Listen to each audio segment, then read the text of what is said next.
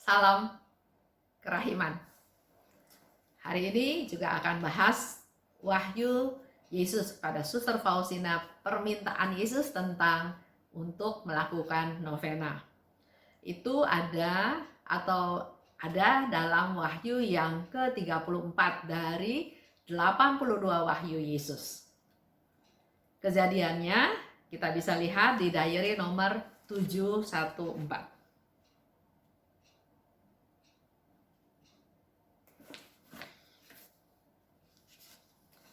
Hal ini terjadi sesudah tahun 1935.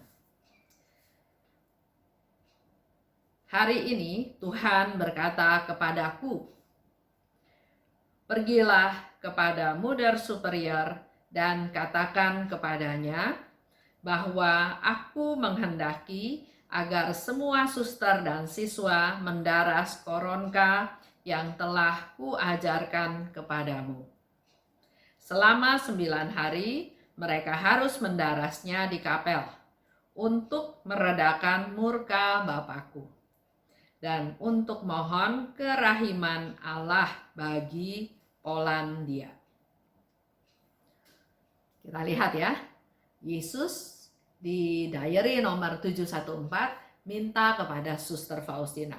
Pertama, bukan doa pribadi novena ini, tapi Suster Faustina diminta untuk pergilah kepada superior, minta izin, menginformasikan kepada atasannya, dan katakan kepada superior tersebut bahwa Yesus menghendaki semua suster dan siswa mendaraskan koronka yang telah kuajarkan kepadamu.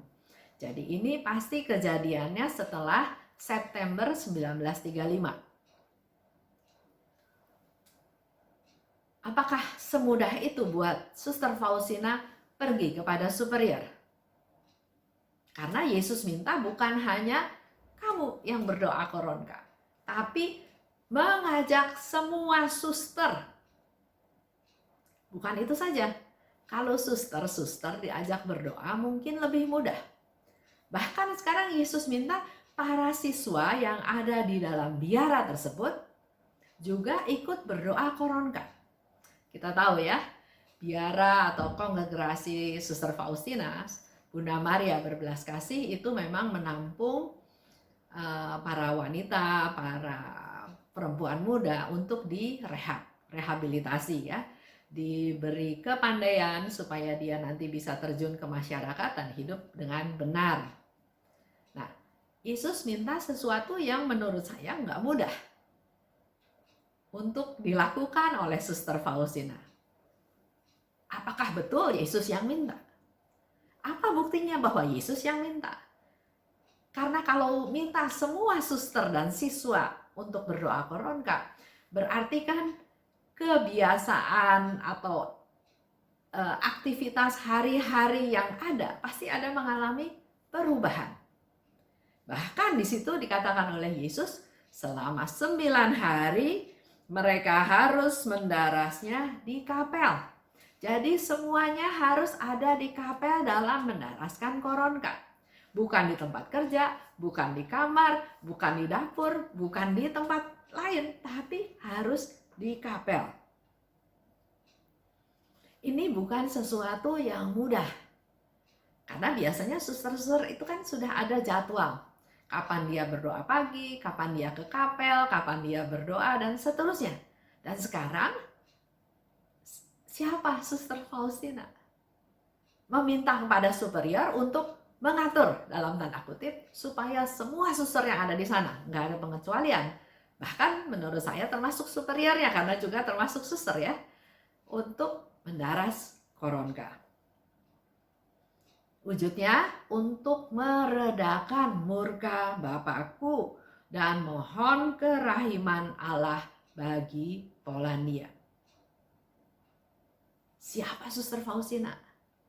Suster yang sederhana, suster yang pangkatnya rendah, kok dengan wujud yang luar biasa seperti itu berdoa untuk negara Polandia, untuk meredakan murka Bapak? Apa iya dengan koronka meredakan murka Allah. Jadi banyak sekali pertimbangan atau keraguan yang dihadapi oleh Suster Faustina. Untuk permintaan tersebut, Suster Faustina katakan begini, "Aku menjawab kepada Tuhan bahwa aku akan mengatakan kepadanya, tapi aku harus berbicara dulu dengan Pastor Andras." Jadi dalam hal ini, Suster Faustina nggak langsung bicara pada superiornya, tapi dia minta tolong kepada Pastor Andras. Syukur-syukur dengan dia bercerita kepada Pastor Andras bisa menyetujui, bisa mengerti, bisa mendukung dia, bisa menemani dia berbicara kepada superior. Maka aku memutuskan untuk langsung berbicara dengan Pastor Andras mengenai hal ini segera sesudah ia tiba. Ketika Pastor Andras tiba, situasinya sedemikian rupa sehingga tidak memungkinkan aku bertemu dengan dia. Mestinya aku tetap harus pergi menghadapnya dan menjelaskan masalah ini tanpa mempedulikan sedikit pun situasi itu. Karena ada keraguan, dia melihat Pastor Andras sibuk. Mungkin banyak hal yang dilakukan oleh pastor sehingga dia merasa, wah nggak tepat nih saatnya kalau saya berbicara kepada Pastor Andras mengenai permintaan Yesus tersebut. Jadi dia pending. Tapi aku malah berpikir dalam hati, baiklah, aku akan melakukannya kalau ia datang lagi. Ada keraguan, ada kekhawatiran, ada ketidakberanian yang akhirnya Suster Faustina putuskan, lain kali aja deh saya ngomong sama Pastor Andras. Jadi dia punya pemikiran ya, sama seperti kita juga mungkin kita punya pertimbangan, kita punya pemikiran untuk melakukan sesuatu atau untuk melakukan yang Tuhan minta dengan cara kita berpikir. Yesus cuma katakan, pergilah kepada superior. Itu jelas perintahnya, pergilah kepada superior. Tapi yang dilakukan oleh Suster Faustina atau juga mungkin kita semua selalu ada excuse. Nggak langsung deh ke suster superior, dia pasti nggak percaya, dia pasti nggak bakalan mau dengar. Saya perlu bantuan, saya perlu dukungan. Dia menunggu Pastor Andras. Tapi situasinya sedemikian rupa membuat dia tidak punya kesempatan untuk berbicara pada Pastor Andras. Mungkin ada kalau dia memaksakan diri, tapi dia punya pertimbangan lain kali aja. Ini pun mungkin sering kita alami dalam hidup kita sehari-hari. Dan kita bisa tahu apa yang terjadi setelah itu. Di nomor 715 dikatakan oleh Suster Faustina, betapa hal itu sangat tidak menyenangkan Allah. Dalam sekejap aku merasa ditinggalkan oleh kehadiran Allah. Tidak melaksanakan firman Tuhan, dalam sekejap dia merasa ditinggalkan oleh Allah.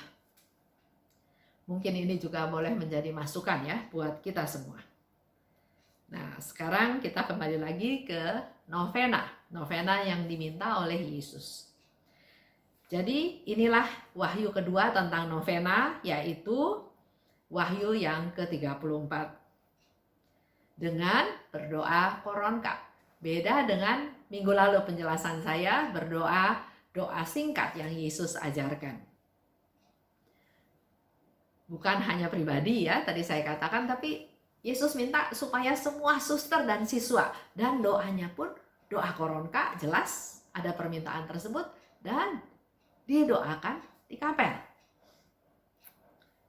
Yesus mau ada kebersamaan. Yesus mau ada kesepakatan. Kita tahu ya di firman Tuhan, 2-3 orang berkumpul dalam namaku, aku hadir. Jadi sering ada orang juga yang tanya sama saya, Bu Esther, novena itu kan doa 9 kali ya, berturut-turut 9 hari. Boleh kan saya doa sendiri di rumah? Yesus kan minta doa koronka. Yesus minta dengan wujud doa tertentu kalau dalam novena kerahiman ilahi. Saya nggak bisa bilang tidak, tapi dari penjelasan hari ini, Yesus minta supaya dilakukan bersama-sama, bukan sendiri. Mengajak orang lain untuk berdoa koronka, bahkan dilakukan di kapel. Jadi pasti ada kebersamaan, bersama-sama. Pasti ada yang siang, ada yang malam, tapi pasti ketemu dengan suster yang lain, dengan siswa-siswa. Begitu pula dengan kita semua kalau kita pelajari wahyu ini. Pergilah. Jadi Yesus mau kita pergi, proaktif, bukan nunggu disuruh ya, tapi pergilah, keluar dari zona nyaman kita. Lakukan tugas, berbicara, minta izin, mohon dukungan dari superior dalam hal ini. Seperti yang tadi saya katakan, belum tentu superior itu akan langsung setuju. Itulah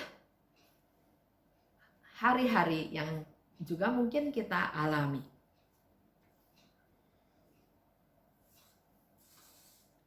Yang perlu kita lakukan lebih lanjut dari apa yang kita dapat hari ini adalah bahwa kita tidak boleh menunda. Dan bukan berdasarkan rencana, pikiran, analisa kita. Yesus sesederhana itu, pergilah kepada mother superior. Pergi. Jangan pakai banyak pertimbangan. Jangan takut ini itu. Karena Yesus yang minta, lakukan.